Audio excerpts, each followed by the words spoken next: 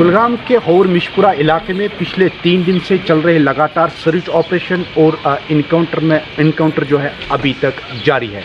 फौज के मुताबिक जो कल शाम जुमेरात की शाम को यहाँ पे एक इनकाउंटर पेश आया जिसमें 2 मुकामी मिलिटेंट हलाक किए गए हैं और फौज के मुताबिक ये जो 2 मिलिटेंट थे हाल ही में जो रजनी बाला सरकारी उस्ताजा थी उसकी हलाकत में मुलविस थे और अभी चौथा रोज़ चल रहा है और चौथे रोज़ भी ये मुहासरा बराबर जारी है। कश्मीर उज़्मा के लिए मैं हौर मिशपुरा से अज़हर हुसैन।